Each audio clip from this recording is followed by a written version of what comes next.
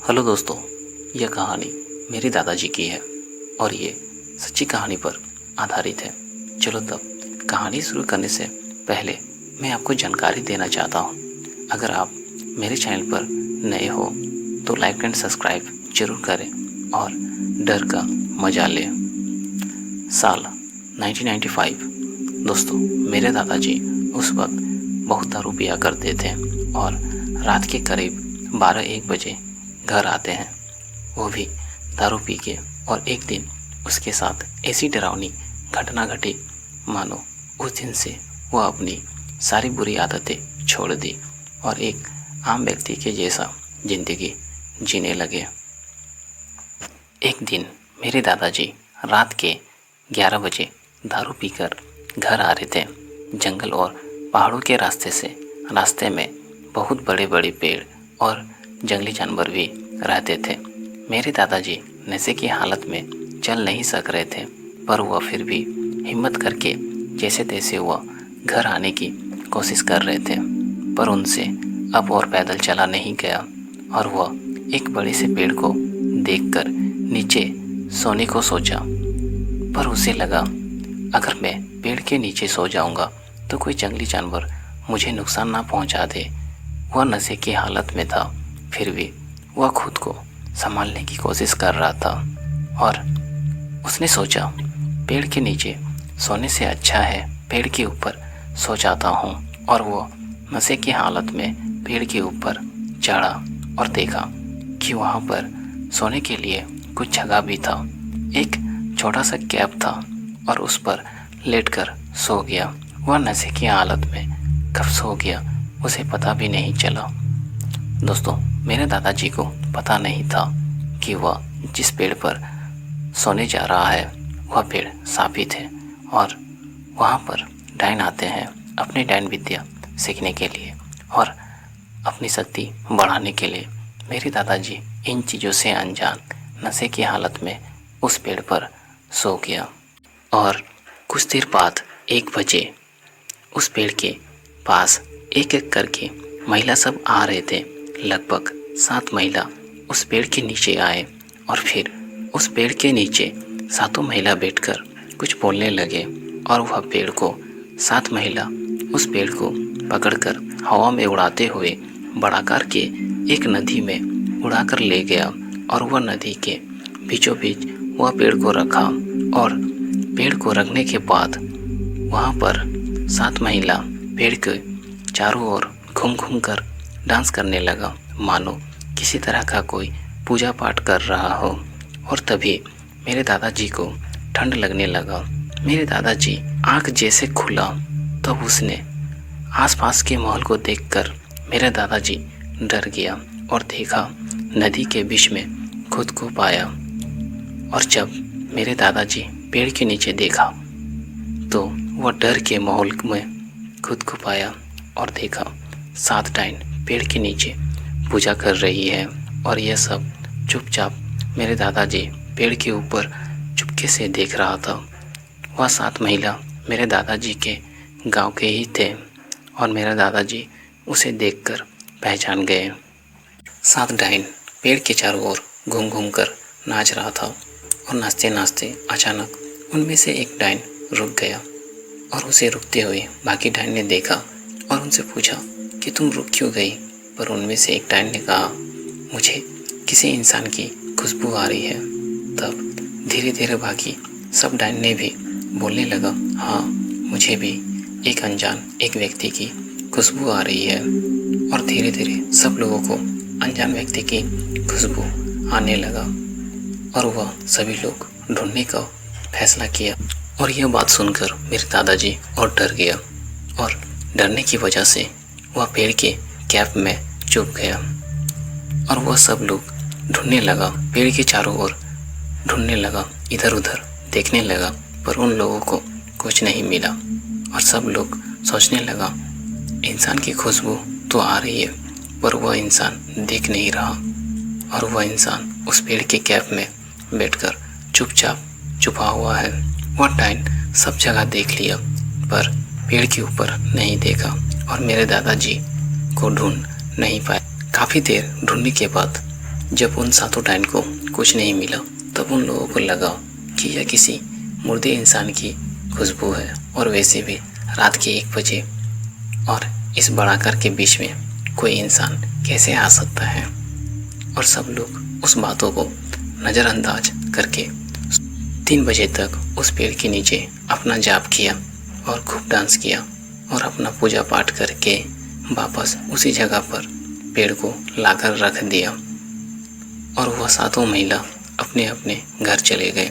और जब सुबह हुआ तब मेरे दादाजी पेड़ से नीचे उतरा और अपना घर आया, और उस रात से मेरे दादाजी दारू पीना छोड़ दिया। पुराना शिव मंदिर। उत्तर भारत के एक छोटे से गांव दमोदर में एक प्राचीन शिव मंदिर स्थित था। यह मंदिर वर्षों से वीरान पड़ा था और गांव वाले वहां जाने से कतराते थे। कहते थे कि वहां कुछ अनोखी घटना घटती है। लेकिन 2019 की एक बरसाती रात उस मंदिर में कुछ ऐसा हुआ जिसने पूरे गांव को हिलाकर रख दिया। राजू 16 साल का एक साहसी और जिज्ञासी लड़का हमेशा से रहस्यमय चीज़ों में रुचि रखता था। वह पुरानी कहानियाँ, आत्माओं और भूत प्रेत पर यकीन नहीं करता था। उसके दादाजी अक्सर उसे उस मंदिर की डरावनी कहानियाँ सुनाया करते थे। उस मंदिर में एक बार एक औरत अपने नवजात बच्चे को लेकर आई थी, लेकिन लौटकर कभी नहीं गई। उसके बाद से शिव मंदिर में किसी बच्चे की रोने की आवाज़ आती है। राजू को यह सब दादा दादी की कहानियाँ लगती थी। एक दिन बारिश के बाद जब गांव की बिजली गुल हो गई और पूरा गांव अंधेरा में डूबा था, राजू ने तय किया कि वह उस मंदिर में जाकर सच का पता लगाएगा। रात के लगभग 11 बजे टॉर्च और मोबाइल लेकर वह चुपचाप मंदिर की ओर निकल पड़ा। बारिश थम चुकी थी, लेकिन आसमान में बिजली चमक रही थी। मंदिर तक का रास्ता कीचड़ से भरा था और पैरों की सरसराहट माहौल को और डरावनी बना रही थी। मंदिर के मुख्य द्वार तक पहुंचते ही राजू को कुछ अजीब लगा। हवा में एक अजीब सी ठंडक थी, जैसे कोई अदृश्य ताकत उसका इंतजार कर रही हो। उसने हिम्मत जुटाया और मंदिर का पुराना लकड़ी का दरवाज़ा धक्का देकर खोला। अंदर अंधेरा था, सिर्फ उसकी टॉर्च की हल्की रोशनी फैल रही थी। वह शिवलिंग के पास पहुंचा ही था कि तभी उसे एक बच्चे की रोने की हल्की सी आवाज़ सुनाई दी।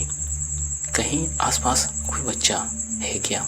राजू ने सोचा, लेकिन यह रात के 11 बजे जंगल में कैसे हो सकता है? राजू ने आवाज़ की दिशा में टॉर्च घुमाई और देखा मंदिर के एक कोने में एक छोटा सा बच्चा बैठा रो रहा था। गीले कपड़े, काला सुनहरा चेहरा और आंखों से गिरते आंसू, पर उसके रोने की आवाज़ कुछ अलग ही था, जैसे कोई टूटी हुई टेप रिकॉर्ड हो। तू यह क्या कर रहा है? राजू ने डरते हुए पूछा। बच्चा कुछ नहीं बोला, सिर्फ उसने हाथ फैलाया जैसे कोई उसे गोद में उठाने को कह रहा हो। राजू जैसे ही उसके पास गया, अचानक मंदिर की घंटियाँ अपने आप बजने लगी। हवा तेज हो गई और टॉर्च की लाइट अपने आप बंद हो गई। मोबाइल नेटवर्क गायब हो चुका था। राजू अब पूरी तरह से डर चुका था, लेकिन हिम्मत करके उसने बच्चे को उठाया। जैसे ही उसने उसे गोद लिया, वह बच्चा हल्का हो गया, एकदम हल्का, जैसे वह कोई भौतिक वस्तु ना होकर धुआं हो। और फिर एक भयानक चीख, मंदिर की दीवारों से एक औरत की चीखती आवाज़ गूंजने लगी। मेरा बच्चा, उसे वापस दो, वापस दो।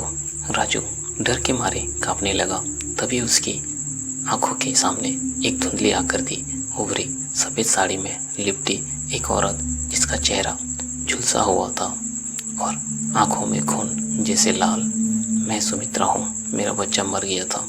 इस मंदिर में किसी ने मेरी मदद नहीं की, सबने मुझे पागल कहा और मंदिर में बंद कर दिया।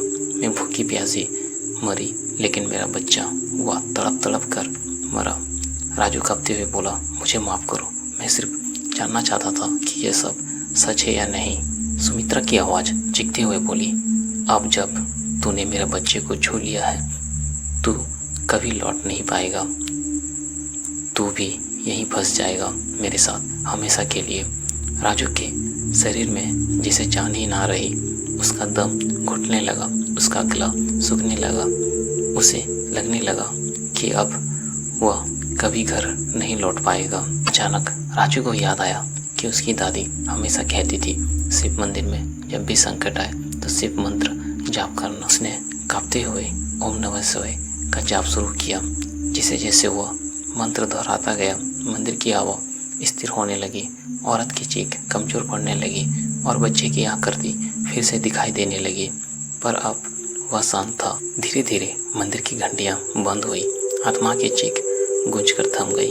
राजू ने देखा सुमित्रा की आत्मा अब शांत थी। उसके चेहरे पर दर्द की जगह एक सुकून था। उसने बच्चे को लिया और एक तेज प्रकाश के साथ दोनों गायब हो गया। राजू बेहोश होकर मंदिर में गिर गया।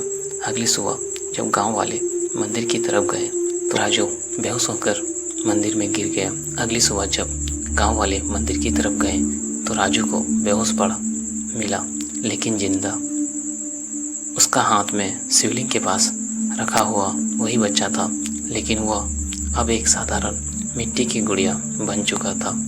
गांव के बुजुर्ग ने बताया कि यह मंदिर वास्तव में एक शापित स्थान था, जहां कई वर्षों पहले एक औरत को बलि के लिए बंद कर दिया गया था। उसकी आत्मा शांति नहीं पा सकी थी क्योंकि उसका बच्चा भूखा मंदिर पर मरा था। राजू ने उसकी आत्मा को मुक्ति दिलाई।